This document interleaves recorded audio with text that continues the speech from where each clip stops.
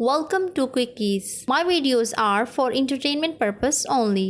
Movie के start में हम ली को देखते हैं जो मार्केट से कुछ लेने आया था। उसे वही टॉय प्लेस नजर आती है जो पार्ट 1 में उस बच्चे ने उठाया हुआ था। ये लोग अपने बेटे मार्कस का मैच देखने जाते हैं जहां उन्हें एक और आदमी एमेट मिलता है। वो इस फैमिली को अच्छे से जानता था। उसके और ली के काफी अच्छे ताल्लुकात थे। वो रीगन से साइन लैंग्वेज में कोई बात करता है। अब मार्कस बैटिंग करने वाला था कि आसमान से जोरदार ब्लास्ट होता है और उसमें बहुत सारे एलियंस थे। ये सब लोग डर जाते हैं। मार्कस एवलिन को लेकर आती है। इतने में ली देखता है कि एक एलियन पुलिस ऑफिसर की कार पर अटैक कर देता है। पुलिसमैन उसे अटैक बैक करता है मगर वो मरता नहीं क्योंकि उसकी स्किन काफी हार्ड थी। रीगन अब अपने फादर के साथ जा रही थी। उसे कुछ समझ नहीं आ रहा था कि क्या हो रहा है। उधर एवलिन अपनी कार में म्यूजिक प्ले करती है ताकि उसका ध्यान इधर उधर हो। एक एलियन कार से टकरा जाता है। रीगन और ली एक बार में छुपने जाते हैं कि एक लेडी का फोन रिंग होने की वजह से एलियन उन पर अटैक कर देता है। ली और रीगन भागकर एवलिन और मार्कस के पास पहुंच जाते हैं। पुलिसमैन एलियन को शूट करता है मगर कोई फायदा नहीं होता।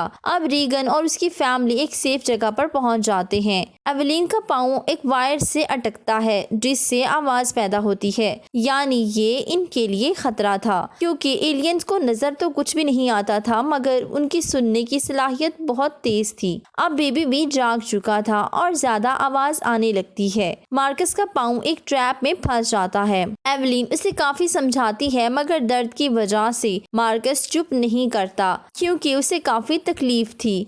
इतने में एलियन आ जाते हैं। रीगन छोटे भाई को बॉक्स में बंद कर देती है और फुल आवाज में रेडियो ऑन करती है जिससे एक अजीब आवाज पैदा होती है।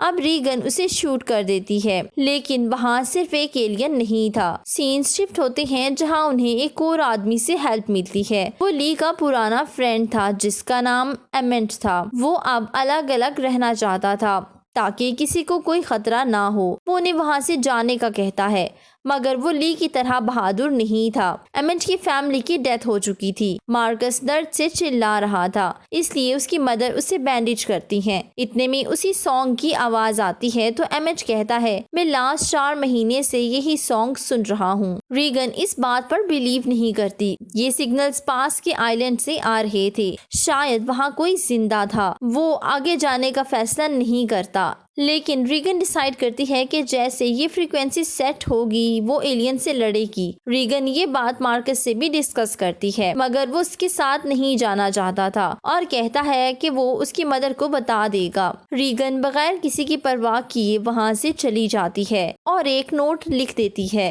एमेंट उसे ढूंढने जाता है। उधर रीगन को हेल्प की जरूरत थी क्योंकि एलियंस उस पर अटैक करने वाला था। वक्त रहते एमेंट आकर उसे बचा लेता है और उसे अपने साथ चलने का कहता है लेकिन रीगन राजी नहीं होती। दूसरी तरफ एवलिन की बेबी का ऑक्सीजन कम हो चुका था और मार्कस का इन्फेक्शन बढ़ता जा रहा था। उसे भी एंटीडोट की जरूरत थी इसलिए वो बेबी को मार्कस के पास छोड़कर चली जाती है ताकि चीजों को अरेंज कर सके। अब ये लोग अलग हो चुके थे।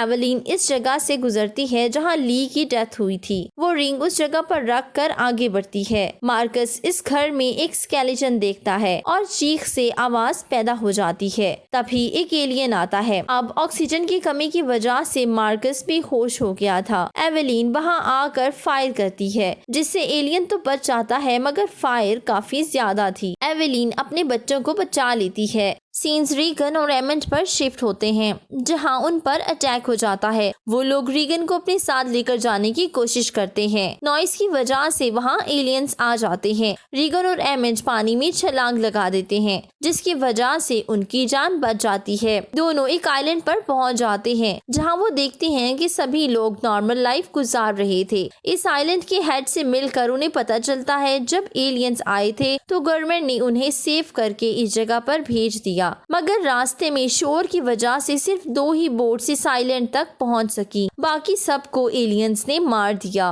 उन लोगों ने वो रेडियो फ्रीक्वेंसी पास रखी थी। अब वो सारी बात रीगन को समझाता है। वो रात बड़े पुरसुकून तरीके से गुजारते हैं। नेक्स्ट डे पता चलता है कि ये लोग एक एलियन भी अपने साथ ले आए हैं। एमेंट सबको बताने के लिए भागता है लेकिन तब तक एलियन बहुत सारे लोगों का काम तमाम कर चुका था। इस आइलैंड का लीडर अपनी फैमिली को सेव करके रेडियो रेडियो एक्टिव करने के लिए बढ़ता है, मगर एलियन लीडर को मार देता है।